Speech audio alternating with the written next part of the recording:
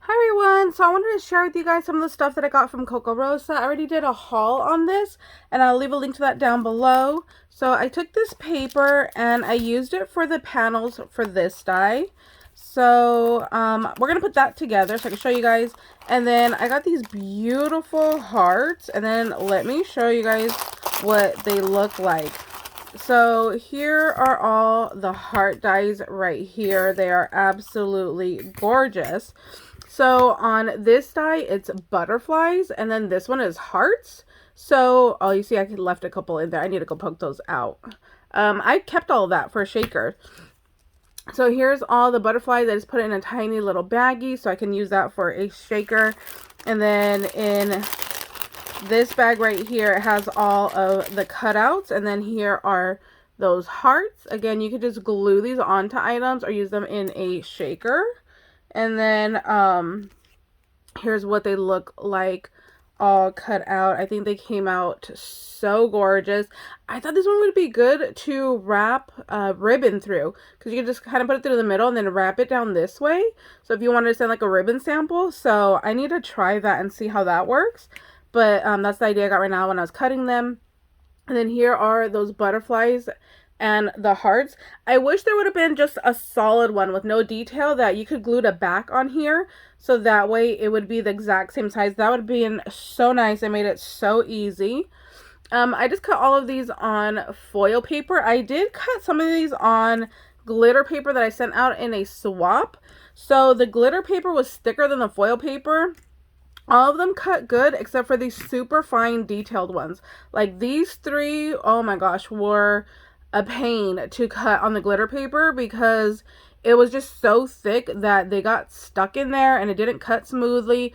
I don't know if maybe I just would cut them one by one instead of keeping it all together and running it through my machine like this. That might have worked better.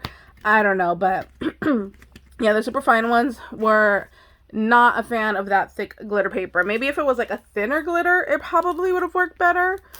So this one makes a little box. So I cut it out and we are going to put this together. And I just cut out little panels right here. Let's see. Here's the die. So I brought you guys down a little bit closer. So here's what the die looks like. It makes this like little box. It's really pretty. So what you're going to do is it's already done for you. So you just have to glue it together. So I have my Barely Art glue right here. That's what I'm going to be using. Got like chocolate on it or coffee.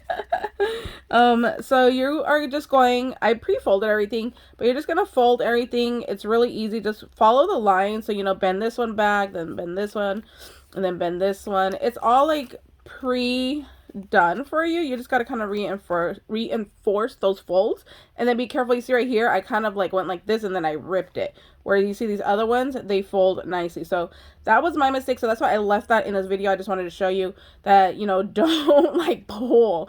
Be gentle when you fold. Don't be rough like me. But a way to fix that is just to put a little bit of washi. I don't have very much pink washi.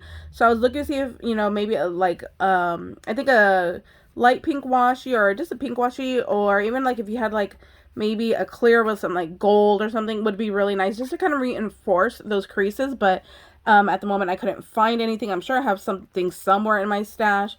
And then on this side, you see it has the little tabs right here. So that's where you're going to glue. So this side is just straight, and then this side has the tabs.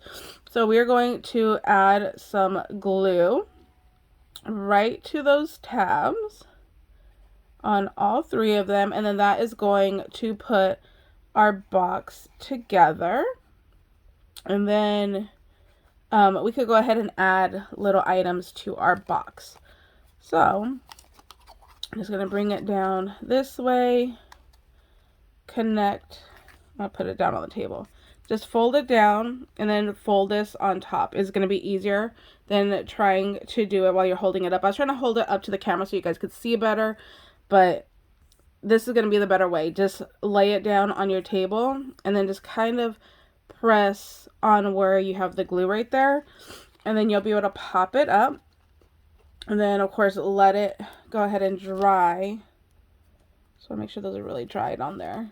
And then I measured this, so no matter what like company you have that has like a dye like this, because there are several companies that have this dye, you're just gonna follow the same steps for it. See, my glue is still wet, so it's coming apart because I'm trying to work with it instead of just letting it sit. Normally what I would do is I would glue it, and then I would put like maybe this paper pad on top, and then like let it sit, and then go on and do something else, and then come back to it once I know that it's glued. Oh look, here's one of those beautiful little butterflies right there that came out of that dye over there.